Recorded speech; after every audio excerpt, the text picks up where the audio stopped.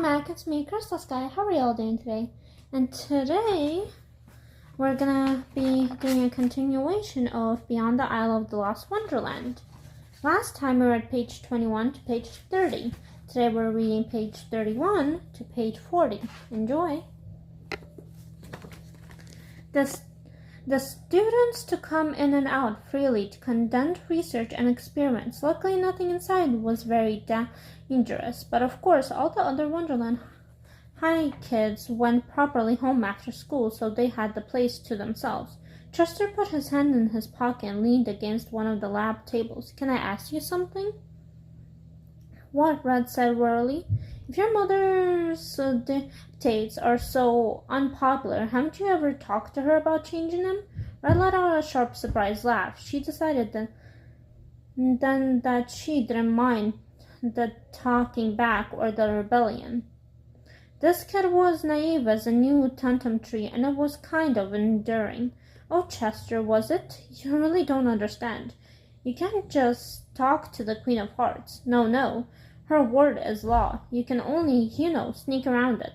As a child, Red had taken particular issue with a new edict that said no children could have a snack before bedtime. When she would broach the topic with her mother had simply ignored it, as if Red hadn't spoken at all. In the end, Red gave it up. It was exhausting to be treated as invisible. Chester set his own books down on the table. "But why do people listen to her at all?" Red shrugged. "I guess you can do whatever you want when you're that powerful." "I suppose," Chester sighed and took out his textbook.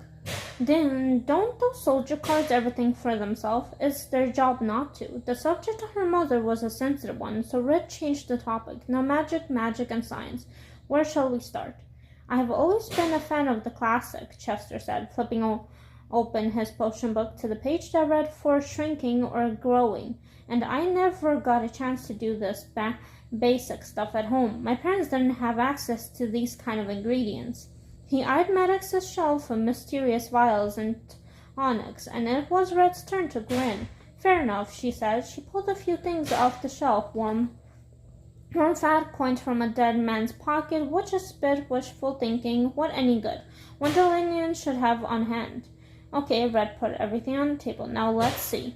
I don't know about all this." Chester scratched his head, beating a hand against his ear. "Science, I don't understand, more or less. But how is all this junk supposed to change your physical size?" Mr. Maddox says the lines between science and magic are very thin," Red said, lighting the Bunsen burner and peering at the time-tested recipe in her textbook. "Is magic just science that we can't explain yet, or is science a form of magic that we try too hard to overanalyze?" "That makes my head hurt," Chester said. "I bet that's his goal for his assignment," Red murmured. "Wait, what? Aren't you supposed to put the wistful thinking in before the witch's spit?" Red chewed her lip. "I didn't think so, but the order isn't very specific here."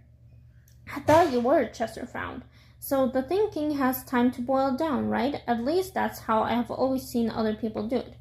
"How often are you watching other people shrinking potions?" "Mister, I never got a chance to do this basic stuff." "I don't know, in the stories and such, I guess." "Well, I already put 1 teaspoon in," Red trailed off. "How about we do 1 now and 1 later?" Chester shrugged. "It can't make that much of a difference." Red raised her eyebrows and shrugged back. Then they both dumped a whole host of other gulps and serums into the bubbling pot, and then an indecisible and specific smell like a boil of soup eaten on the right-hand side of the table while it's running outside during the month of May soon permitted the classroom. Red switched off the flame and stirred carefully, dipping a spoon into the mixture. "Want to try?" she said. "Wish me luck." Chester downed the whole spoonful in 1 gulp. He said. "That's strange. It tastes very large." "How can something taste large?" But suddenly Chester's left hand ballooned to the size of a basketball. "Ah!" he cried. His voice broke and deepened halfway through as his chest puffed up and his head swelled. "Clubs," he managed to say, shaking his large head as the rest of his body changed proportionally and began to grow. "What's happening?" Red gasped, forcing back a bubble of laughter that threatened to burst into her chest. "We might have done something wrong." "You think?" Red flipped through the textbook, looking desperately for an answer as Chester's head grazed the ceiling. He was permanently normally now, but still getting bigger and bigger. He sat on the floor, ducking the swinging overhead lights. Okay, Red said. Salandra's eye broke a feather. This should help. But as she strained recklessly, some of the potion splashed into her face. She coughed, inhaling the fumes. Chester began to grow even larger. In fact, so did the entire room and the lab table. Red groaned and slapped her forehead. I'm getting smaller, aren't I? Chester nodded rapidly and pressed his lips together. Red lunged for the Bunsen burner, but fell short suddenly, no taller than a toddler. I can't reach, she cried. Here, let me, Chester began, but with one giant hand he knocked the whole contraption and all the vials off the table. The potion splashed with great ceremony on one of his pants legs. Are you okay, Red? Yelped, overing her face. Poof! Chester snorted, wishing his left leg and left leg alone close together to a smaller than larger size. His pant leg hanging loosely around it. We are bad at this. Okay, well, at least that's all done down here now, Red said, holding the burner upright and standing on her tiptoes to plug it back into the outlet. She was careful not to touch any of the liquid that had fallen out. Let's see, maybe if we just do everything in the reverse order. Chester held his hand over his wide mouth, eyes twinkling. Then we can somehow get ourselves back to normal again. Chester nodded quickly and made a choking noise. What? Red said, annoyed. I'm sorry, you're being so serious right now, but you look, and he burst out laughing, booming through the classroom. He looked like a little 2-year-old with a playset. I just can't. Red wanted to be mad, but suddenly a snort forced its way through her nose. Oh, come on, she half cried, half laughed. But it was true. The bakers were as big as water pitchers in her diminished hands, and the Bunsen burner was like a stove before her. Tiny, tiny. Chester squeaked, pinching his thumb and forefinger together and squeezing through them. Red lost it. Soon they were both roaring with laughter, clenching their sides and gasping for breath. It was only after many minutes of trying to pull themselves together and then dissolving again that they managed to measure out all the ingredients and give the potion another go. And it still took many more sessions of trial error and widely fluttering limb size before Red and Chester were back to their normal selves again. Well, my mouth still feels a little bit larger than usual, Chester said, jutting out his chin and grinning toothlessly. But that just means I'll be able to eat sandwiches easier. Good enough, Red chuckled. Do you think we have enough to write a report on science various magic? I do, Chester scratched his head. I want to say the magic was unpredictable, but the outcome did change based on which ingredient we used and the order in which we mixed them. And we did eventually succeed in the end, Red mouthed. So there was a method to our madness, so to speak. That certainly sounds like it could earn us a Maddox A+. They cleaned the lab equipment and put it away, then packed up their things. The school grounds were quiet and empty, and it felt even more so after their messy and rambunctious experiment. Even the moths' rafts had deserted the school grounds. You know, Chester said as they continued down the path, if you had gotten that potion right on the first try, we wouldn't have learned a thing. I've been thinking about the relationship between science and magic ever since we left the lab, but I know I wouldn't be if our goof hadn't happened. I always thought science was science and magic was magic, Red agreed, but maybe it's more complicated than that.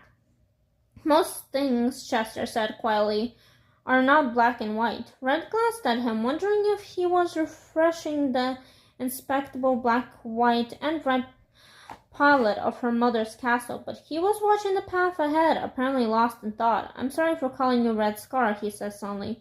That wasn't very nice. You're not in the least bit scary like your mom.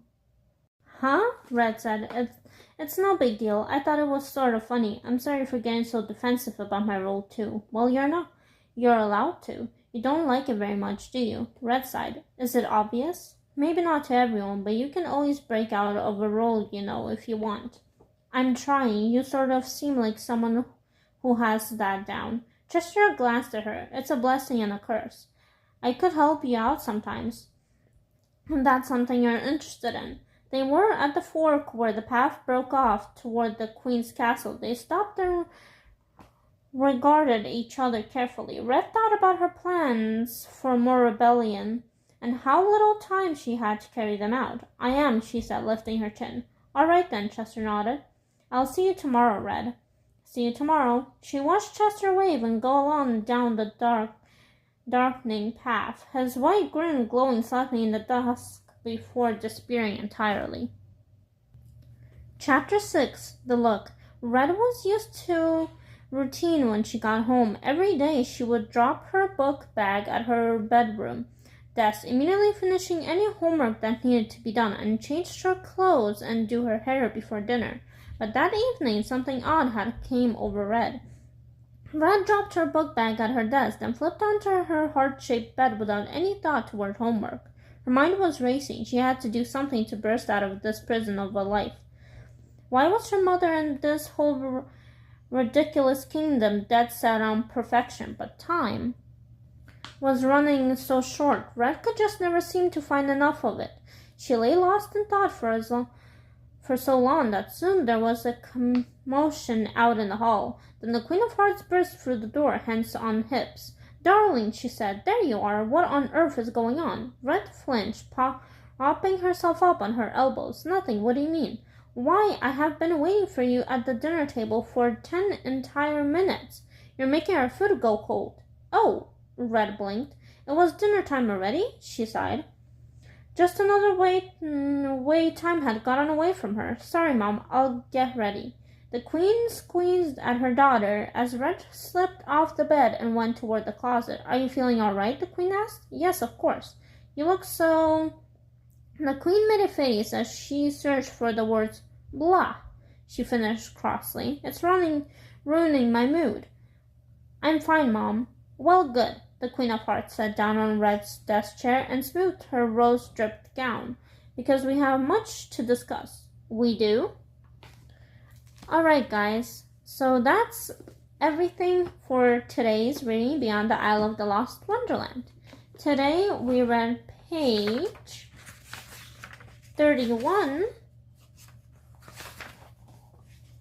to page 40. I hope you guys enjoyed the reading for today, and if you caught any hints from either Alice in Wonderland or the New Descendants, The Rise of Red, let me know in the comments, or as I said in my previous video, if you want to, you can keep it to yourself. I'll see you guys next time.